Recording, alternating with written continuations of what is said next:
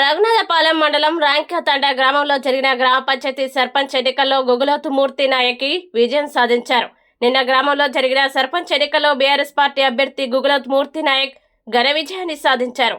ఎమ్మెల్ party బలపరిచిన 5 వార్డుల్లో ఆధిక్యం సాధించడంతో మొత్తం పోలైన 1034 ఓట్లలో మూర్తి నాయక్కి 526 ఓట్లు లభించాయి. కాంగ్రెస్ పార్టీ అభ్యర్థి 481 ఓట్లతో రెండవ స్థానంలో నిలిచారు. 45 ఓట్ల మెజార్టీతో గుగులోతు మూర్తి నాయక్ విజేతగా ప్రకటించారు. అదేవిధంగా ఉప సర్పంచ్ పదవికి 7వ వార్డులో పోటీ చేసిన దారావత్ శారద కూడా 44 ఓట్ల మెజార్టీతో విజయం సాధించారు. ఫలితాల ప్రకటన అనంతరం గ్రామ ప్రజలందరూ భారీ విజయోత్సవ ర్యాలీ నిర్వహించారు. గ్రామంలోని ప్రధాన వీధుల గుండా ఊరేగింపు నిర్వహించిన ప్రజలు, నాయకులు తమ అభిప్రాయాల్ని వ్యక్తం చేస్తూ గ్రామ అభివృద్ధి మా లక్ష్యం, కొత్త నాయకత్వంతో మరింత పురోగతి సాధిస్తామని అన్నారు. ఈ విజయంతో గ్రామంలో ఉత్సాహ వాతావరణం నెలకొంది.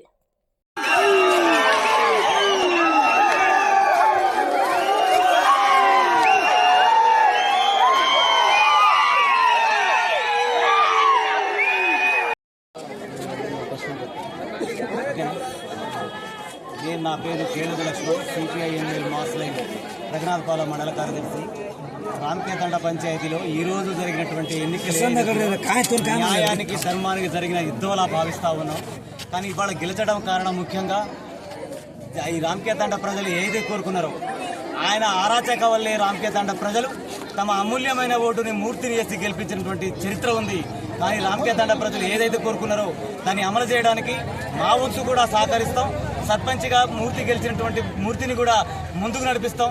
ప్రజలు ఏదైతే కోరుకున్నారో దానికి అనుకూలంగా వాళ్ళు ఏదైతే వాగ్దానాలు ఇచ్చారో ఆ వాగ్దానం గాలి వాటలకు వదిలేసి ప్రజల్ని మూర్తిని నమ్మారు. ఇవాళ మూర్తి బీఆర్ఎస్ పార్టీగా గెలవడం అంటే రాంకేతండ చరిత్రలో నిలిచిపోవాలని భావించాం. మేమైతే 5 సంవత్సరాలు కాంగ్రెస్ పార్టీ ఇచ్చినట్టు 20 మహిళలకు ఏదైతే ఇచ్చిందో 2500 రూపాయలు అది అమలు చేయలేదు, రుణమాఫీ కాలేదు.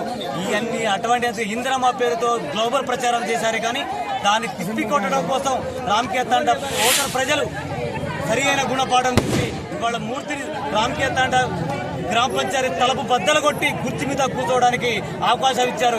ఈ అవకాశాన్ని మరోసారి కూడా పునరావృతం చేయడానికి మేము కంకణబద్దులై పనిచేశాం.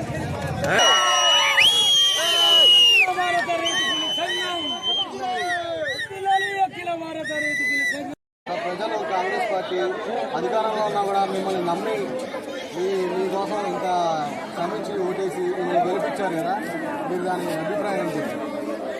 కాంగ్రెస్ పార్టీ చెప్పిన మాటలన్నీ ఒకటి చేయలేదు కాబట్టి మా ప్రజలు నన్ను గెలిపించారు.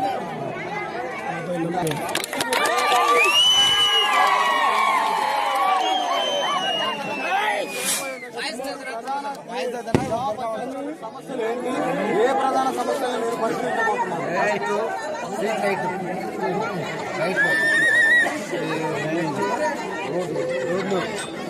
రోడ్లు, చిన్న చిన్న పనులన్నీ గుడి బడి అని చెప్పి చూపిస్తానని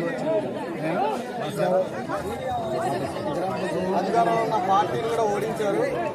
బీఆర్ఎస్ పార్టీలో ప్రతిపక్ష పార్టీలో ఓడించారు. మీకు ఎలా ఉంది? మీ ప్రజలు మిమ్మల్ని గెలిపించారు. ప్రజలు మాకు మంచి కృషితో పట్టుదలతో ఉన్నారు కాబట్టి వాళ్ళని ఓడించి మనం గెలిపిస్తాం.